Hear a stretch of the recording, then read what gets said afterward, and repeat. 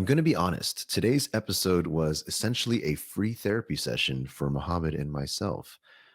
Roxanne Derhodge is a registered psychotherapist and corporate consultant that specializes in helping senior leaders develop authentic leadership.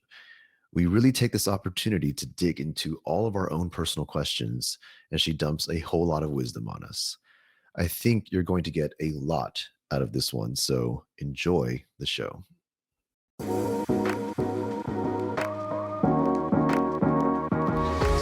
Hello, and welcome to Love as a Business Strategy, a podcast that brings humanity to the workplace. We're here to talk about business, but we want to tackle topics that most business leaders shy away from. We believe that humanity and love should be at the center of every successful business. I'm your host, Jeff Ma, and I'm joined today by my co-host and co-author, Mohammed Anwar. Hey, Mo, how is it going? It's going good, Jeff. Thank you for having me again. Yes, we get a lot of time together. I love it. And as always, we invite a guest to come and talk to us about business or strategy, and we like to test our theory of love against that. And so today, our guest is a registered psychotherapist, corporate consultant, keynote speaker, trainer, author. It goes on and on. She works with corporations to help senior leaders develop their leadership styles through enhanced connections to themselves. And she's a member of the Forbes Executive Council, an accomplished keynote speaker, and a best-selling author. Like I said, I don't have enough time to go through all of those things, but I'm excited to introduce and welcome to the show, Roxanne Derhodge. Thank you for coming to the show.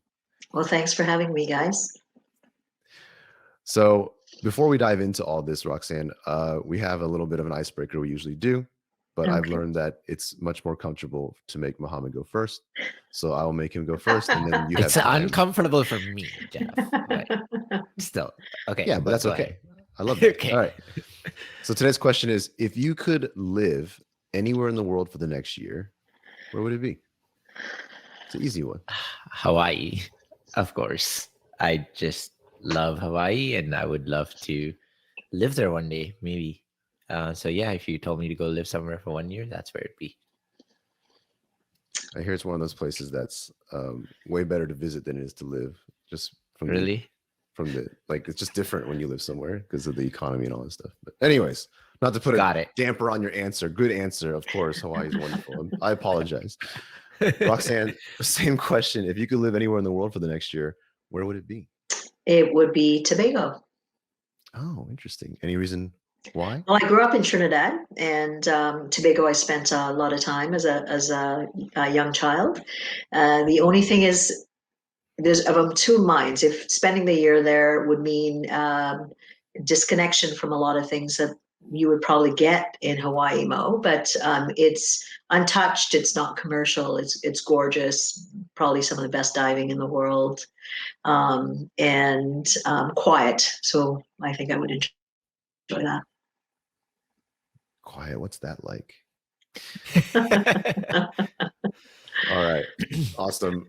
Roxanne, I tried to write your intro and I ran out of space, like so much that you do, so much expertise you hold. So I wanted to give a little bit of chance for you to tell us a little about yourself.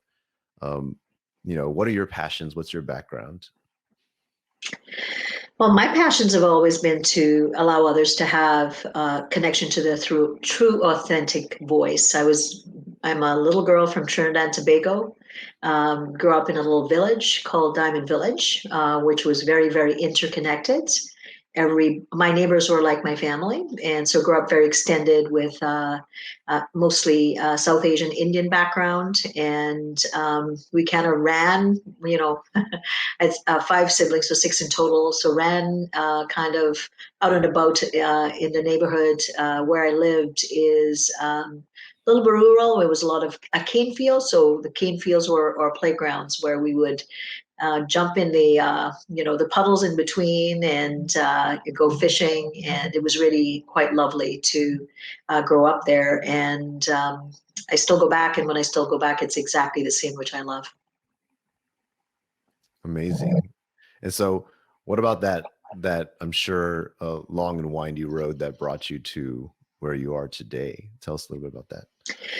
Well, like I said, I would say that even amidst the love of growing up the way I did, there was definite uncertainty that I recognized that my parents had between themselves and their marriage. So there was interconnectedness, but definitely, I would say, a bit of dissension. And I remember kind of at times feeling like I couldn't really say what I was feeling as a child. And the Caribbean, most of the islands are British system, kind of stoic and keep it in, don't talk much about that. And I went to an all-girls private school, and I remember having a meeting with the counselor because I thought, well, I'm going to talk, about what I'm feeling, and there was no room. And from that point, I kind of thought, you know what? I wonder if there's something that you can do for like a job like this, because everybody was going to, law school and medical school and things like that, and I just knew I wasn't the right fit potentially. Um, and at that point I thought, I wonder if I could. And hence I'm talking a long time ago, the concept of psychology entered my world, and I realized that I also had the ability to connect at a deep level with my friends. And I felt better, and from what the feedback they gave me, they felt better. And at that point, there was the inception of, I'm going to become, a psychotherapist, whatever that was going to entail, and made the decision quite young and left Trinidad when I was 16 to go to university in Toronto. Awesome. And then yet another gap, I guess, to traverse is from there. Today, you're working with businesses and leadership executives. Like, where did that connection kind of fall in place? Well, I did the traditional, getting into the field, right? So I had a perception of what it was, and I started with being a trauma responder with the Metro Toronto Police, and quite young. And soon after kind of going into the traditional frontline, I started into corporate consulting, where the health and wellness field, afforded the capacity to do things like consulting, trauma responding, strategic planning with companies about what might keep employees away from work. So what psychological factors would potentially be the things that kept people away from work. And I started working in it's called the employee assistance field in my mid-20s, and decided at that point that I wanted to do a little bit, have more of a wider reach at that point. So use my background to work as an executive, to be able to bring what I knew, not just as a therapist, but also from having been at every point of contact with employees, to bring that to the strategy, to the corporate teams, the senior level teams that I would report to. So I would report sometimes to middle managers all the way up to the CEOs, depending on what was happening in the organizations. I find that incredibly just not just interesting, but it feels so impactful to me to have the toolkit that you have.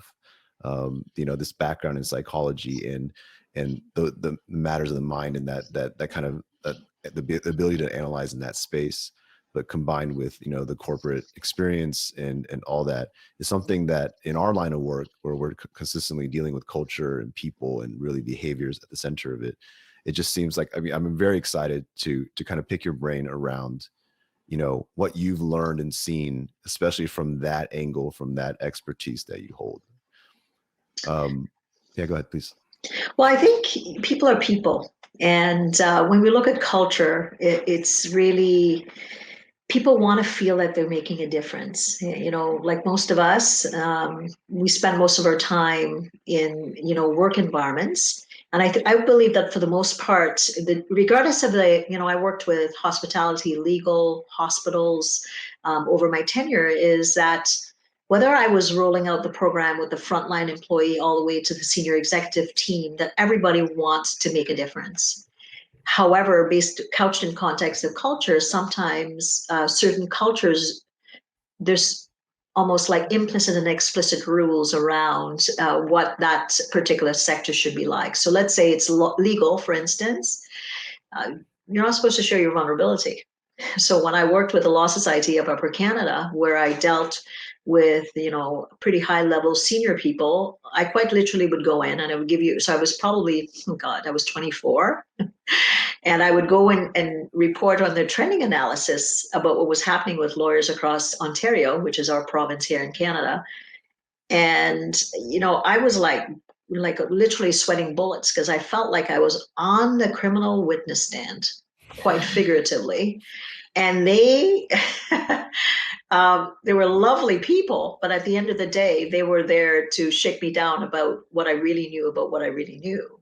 Mm. And it was interesting because at the end of the day, we were coming up with what needed to be shifted, but some sectors are not open. They will say they want to be open potentially to what is happening in legal. And at that point, was retention of female lawyers around the age of 32 to 35 that were maybe wanting to create a family or have some different options. And a lot of them were leaving you know, huge law firms and starting their own practices or going in as a company solicitor because the options were less than desirable for them. And so I would go in, we would report it over and over again. And it was like, nice now. But there was not much change. So I think it depends on the sector, right? Manufacturing compared to banking, compared to healthcare, you're going to get a different tempo to the culture based on when I would deal with them. You hit on something really that strikes me because of what we deal with in talking to different businesses as well, which is that there's always this desire, and sometimes in a good awareness around these weaknesses in cultures and these desire to like make a change and have an outcome for sure. You always see that. But time and again, we kind of encounter this barrier that you just mentioned when it comes to like what it really takes. So like the mindset shift, the behavior changes, the kind of self-awareness and the realizations that have to happen at a real human level. Mm-hmm. And it feels like a lot of, especially business leaders, but just people in general aren't prepared to accept that reality or kind of take on the real work. And sometimes are caught off guard by that. Is that what you're seeing as well? And have you been able to kind of break through, or what have you seen in order to overcome that? Well, I think it depends on the company, right? Like if they're wanting real change, is it a concept that you want change, or do you really want more connection at your company? And really, as we know, with powers, power flows down. So really, how is your vision, mission, values in alignment with the actions that you're expecting in reference to change? So what I find is a lot of companies might say they want authentic leadership or service leadership, but what are they prepared to invest with their time and human capital to create that change? And is it a nice to have so I could put the kind of the byline on, the homepage of my company? Or am I really truly willing, regardless of who I can talk to systemically within that company, am I going to get the same feedback regardless of who I'm talking to? And I think that's the difference between companies that it's a nice to have and the companies that say, I'm going to invest in the strategy regardless of how long it takes. And, if it takes maybe a bit of attrition because people don't fit as well, and that's something a lot of companies may not want to explore. And you have to be willing to make the changes that are necessary if you truly want a corporate culture that's transparent and relatable. What do you do then, I guess, just like tactically, like, because when you walk into the doors, you're not sure which one they are yet. They all start with good intent, I guess. Mm-hmm. But pretty soon you realize, oh, this leader or the CEO or this board is trying to fix a problem they think they're outside of. Or, a lot of times they say, oh, everyone, let's roll out some culture programs so that everyone else can be happy. Mm-hmm. And there's no problem here. When they're, what do you do in those spaces? Is it just like, oh, sorry, I can't help you here, bye? Or what can you do from here to actually make a difference for them? Well, I think you have to field, why am I there, right? So it's one thing to say I have an issue with my teams, and the reality is, how is your me and senior team? What are they about? What are you about as a CEO?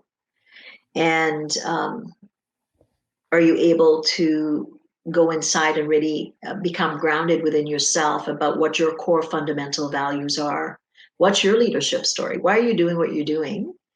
And are you transparent? Are you not reactive based on, the SWOT analysis of what's happening in the industry? Are you able to communicate? And when you have those faux pas, which all CEOs do, are you able to be humble enough to call out your mistakes and to speak to them in a way that shows that you are relatable and you're human as well? So I think it starts at the top. And you, as a senior leader, as the head of your team, should be looking for those same variables in your team members. And let's say you have one or two team members that are high producers, but they're buckling at the concept of servant leadership or love as a business strategy. What is it that you're going to do to address if there's a misfit or misalignment with culture? Are you going to ignore it because they are your two top producers? Are you thinking short term or long term? And if those people are the kind of senior leaders that as soon as they walk into the lunchroom or the figurative water cooler, the conversation shifts. You're getting information about what others around them need to see. So I think as a leader, you really have to be in alignment with your vision and mission about what you want to see. And if it means that you have to make some cuts, which may be at first deep in your pockets, to create alignment for long-term cultural change, that's something that most teams are looking to see. Are you going to make the necessary changes, or are you going to, guide along because, the quarter's coming up and your board needs to see that ROI that you promised? And so I think it's the long-term strategy. And those are the conversations that I would have with people that are employing me to already understand, what are your pain points? Why are you doing what you're doing? Or you want me to come in to do a stress management day? Let's drill down further and talk about really what's telling you that you need to make this change. And let's not look short term, but in fact long term, about a year, 6 months, a year, 3 years down the road, how this one piece that you're wanting me to do will be continued long term. So I think it's you have to have those conversations, and you have to walk away as well. Because obviously in the kind of work that I do, your reputation follows you. So if I go in, I'll give you an example. I was called in, highly recommended. CEO said, without a doubt, need you. We're ready to make strategic change. So I said, okay, well, the first level is I need to have general meetings to understand what the core concerns are. So I started to meet with individual business units, and the themes were the same. There was a lack of trust, and they named things that needed to shift immediately, just as a beginning point. The first round took place in a couple of weeks, but what started to happen is that the CEO, her real goal at that point was to have everybody move along. So she had bought into the concept, but it was based on the steps that she thought she needed for me to take in order to move and there was a lot of toxic management prior to the CEO coming in.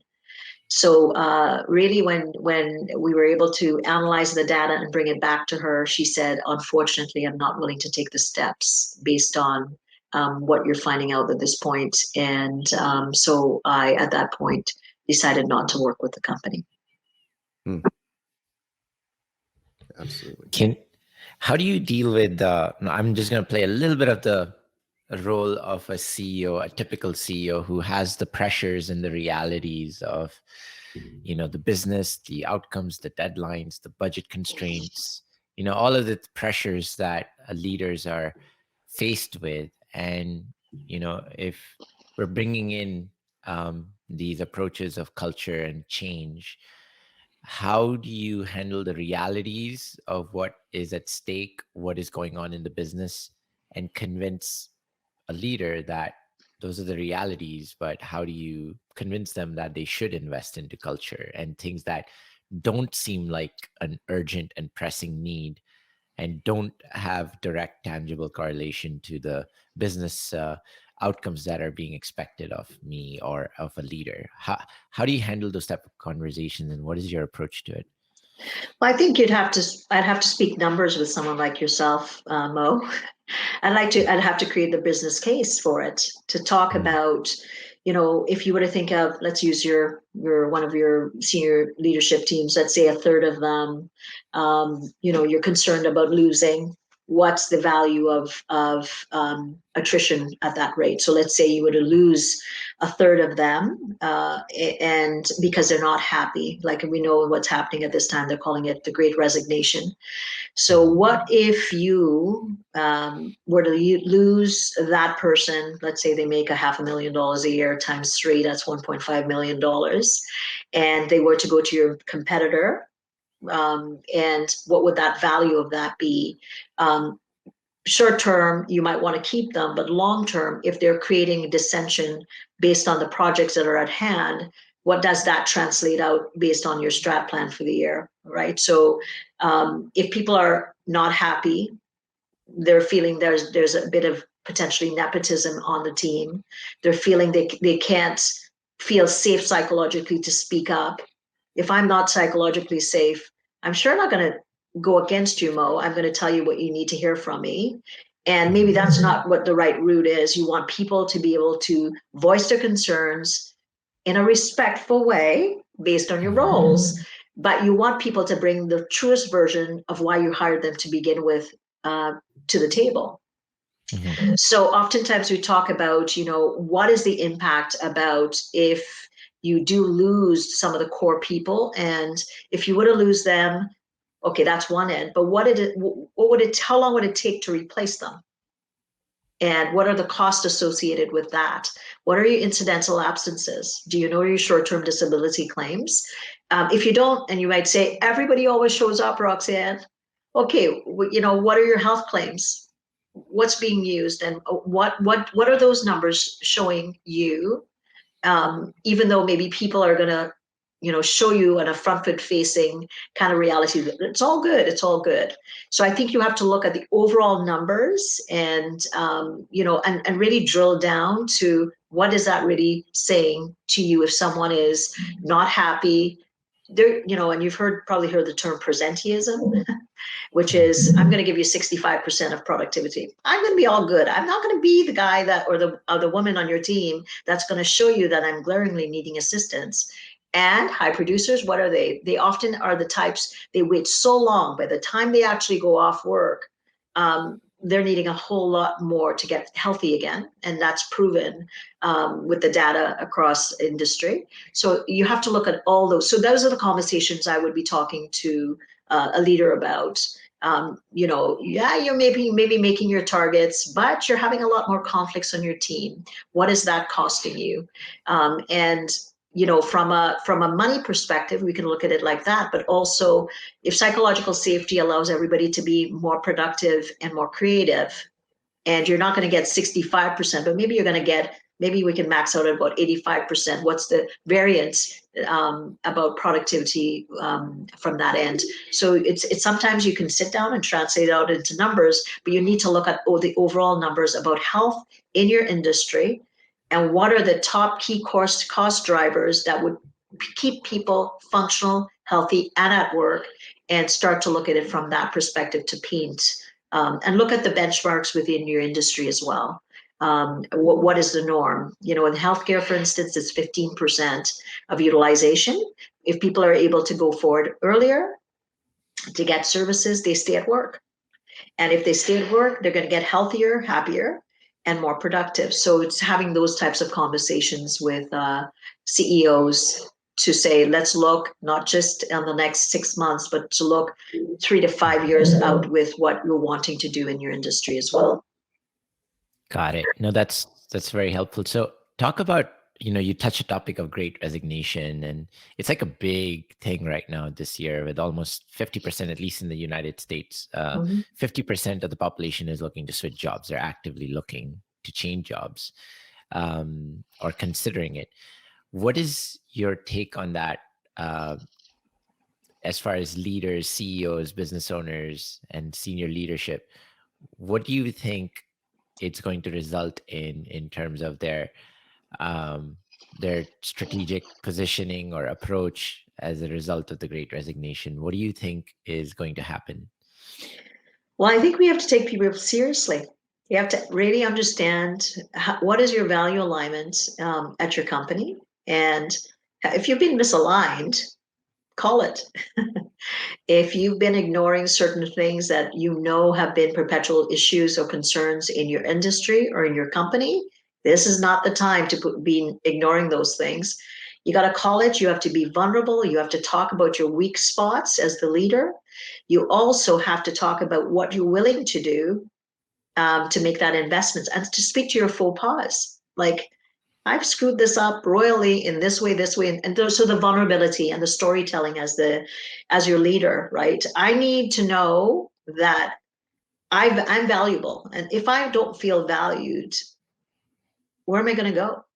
I'm going to go take 10 to 15, 20%, potentially less, and that's what they're saying people are doing because they want the value alignment based on what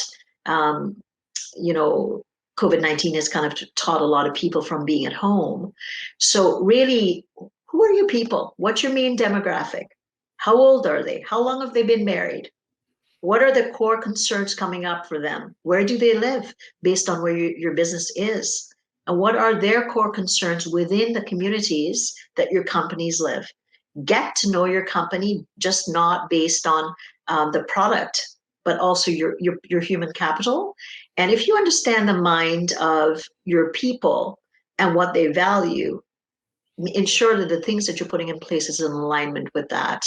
And if you can't, at that point, you have to sit down and really spend time alone with yourself saying, what am I going to do? If you don't have the capacity, gain the skills as a leader. Be introspective. Learn how to communicate better. Learn to be a better storyteller. Learn to tell your leadership legacy story. And so people understand you. And there will be a natural amount of attrition because some people are just going to say, I'm going to use my feet because, this is no longer fitting. That you can't help. You need to help them along and thank them for their service. But I think go back again to, we all want to be valuable and needed. And I want to know, if you're my CEO, Mo, that you remember something about me. To have a conversation with me and know, and people will say to me, if it's a multinational, that's even harder. I get that. But you have to make the effort to understand and the things that you're putting in place, make sure it has meaning for the people, like your perks and it's not just about the money like we're hearing now. How are your perks in alignment with work-life balance? Lots of different things like that. Got it. So maybe I feel like I'm getting a little bit of a therapeutic session. So I have a question for you. I'll give you a free couple of minutes. So what about like the realities of like the pressures on a leader in terms of like going down that path, right? Like being there to serve the people, take care of them, get to know them, be selfless, and constantly go day in and day out and put the needs of others before yourself. What's the advice and the direction you'd give to the leaders to take care of themselves and their health, and in the fact that they're always out there serving others in this type of a culture?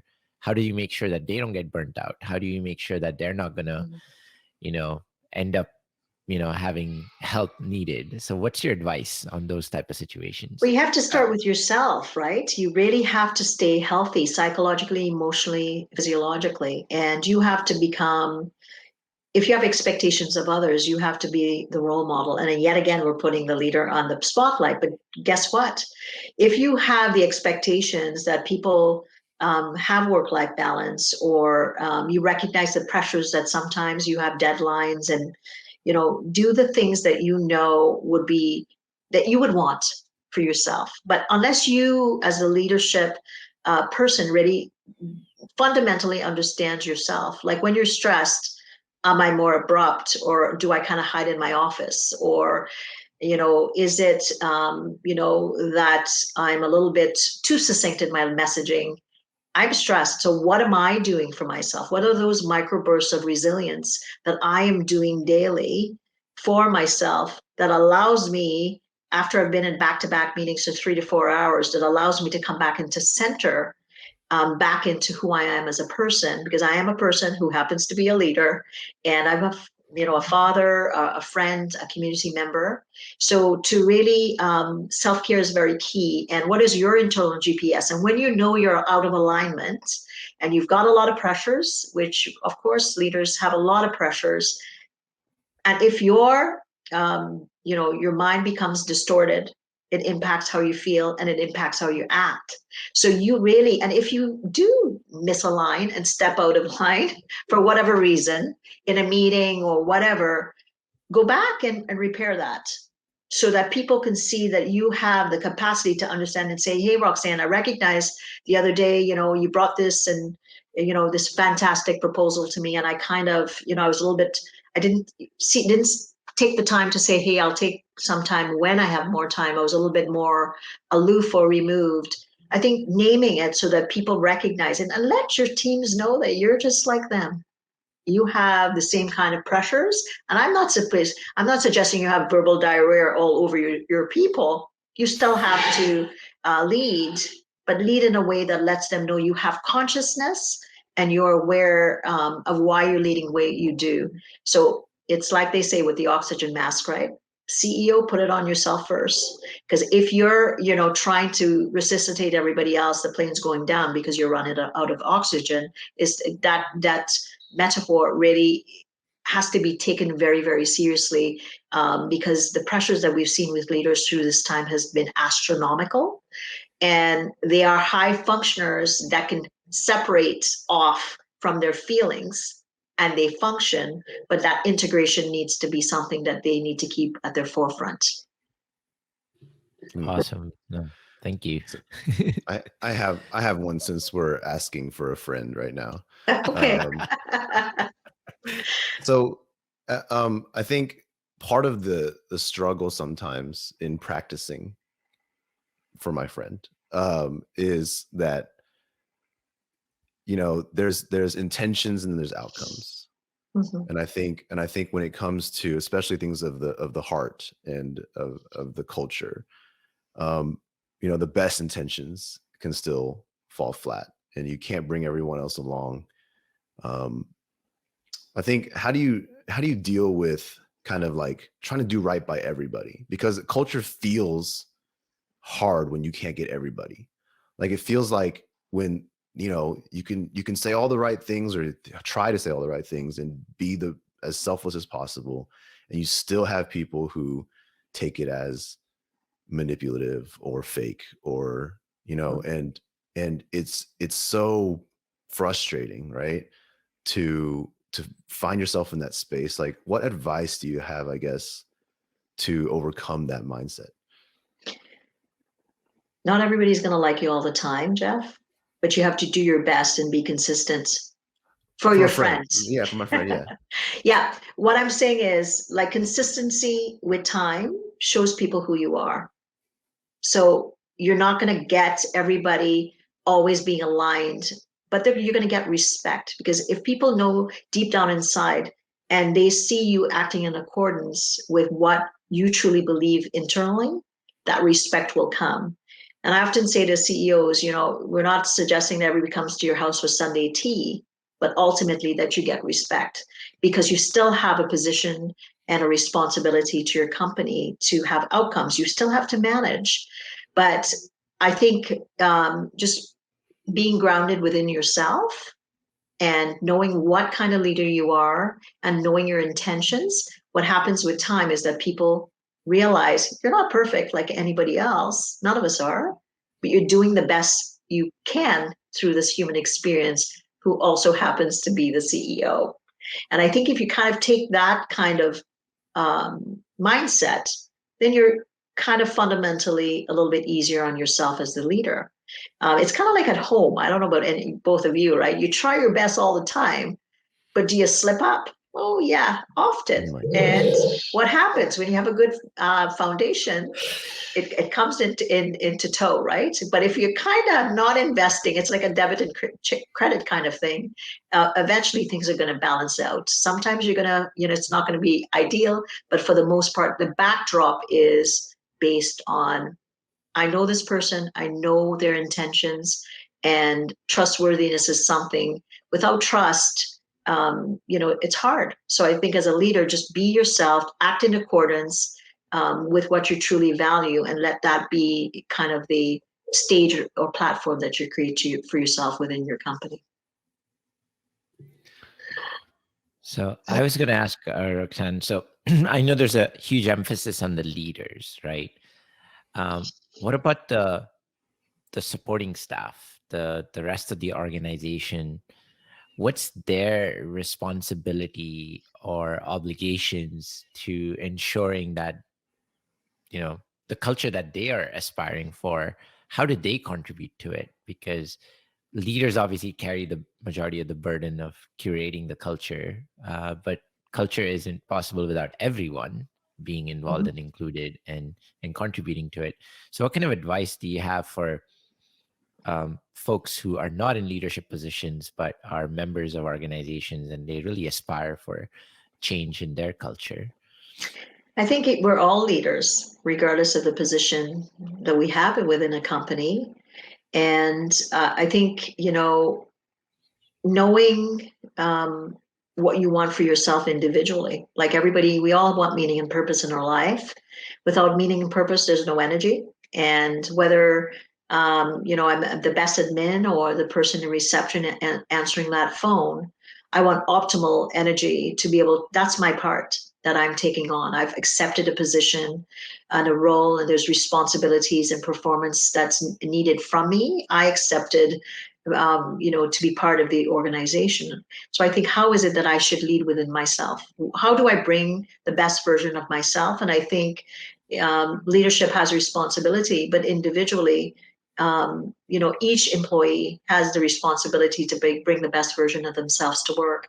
So I think if you get the top doing that, where they're clear in their mission and vision, and you're consistently talking about that and expecting certain things, collectively, that's what your culture is. We're all coming from the same space versus, it's Jeff's job or it's, Mo's job, or it's Roxanne's job. We all want to collectively work together to the best means to an end, which is to put the best product out there in the marketplace, or to be the kind of place that you walk into and people feel comfortable, where people feel, wow, when I enter the corporate offices, I feel that sense of belonging. We all have really, really important responsibilities, regardless of where we're in that kind of macro of an organization. So I think that's the responsibility that employees have to take on for themselves. And if it's not working for them, why is it not working? If it has to do with management, you create that flow for them to come to you. If it's personal, you create the space that they can go get the private or help that they need. But at the end of the day, how am I managing me? Because management can't manage me. I have to manage myself. And if it's a skill deficit within myself, how am I going to the appropriate people to get the skills that I need? Or if it's overwork or whatever, being able to be safe enough to speak out and get the support that they need as well. Awesome. No, thank you for that. Last question. This is obviously not easy. I mean, the leadership role, culture change, creating an environment where people bring their full selves. it's not like what is traditionally expected at corporations, and going through this change, I can only imagine, is extremely hard, extremely difficult, not just for the leaders but everyone involved. And what's your take on that? Like, how do we work towards this change and face the realities of, like, how difficult it is? What kind of things have you observed, and what kind of advice do you have in that regard with going through a transformation like this? I think it takes time. You have to be patient, and you have to be in it for the long haul. Not, if you have a vision for what you want to achieve as a leader, make sure you get the right support to achieve that, starting with yourself. And, become as transparent as possible. And if you struggle with communication, make that your best friend. So learn how to communicate as effectively as possible, especially through storytelling. I think there's an emotional reaction that happens when we're able to relate to our leaders. And it's a tough time. We are expecting a lot of leadership today, and recognize that we're just in that different time. The last 2 years has shown us this. People have used their feet accordingly, and they make their buying decisions based on relatability. And if you're really wanting things to get better, think about what's ideal for your customer, and make sure that whatever plans you're making, you're putting it in place from the micro all the way up to the macro systemically. And use your check and balances often. Use your town halls. Ask for feedback. Make sure you recognize people in the way that they want to be recognized.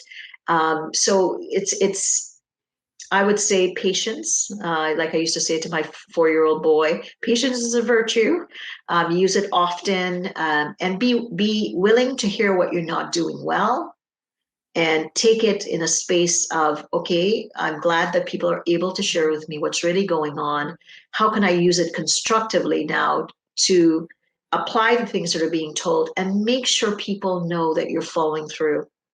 And even if you can't follow through with something, be honest.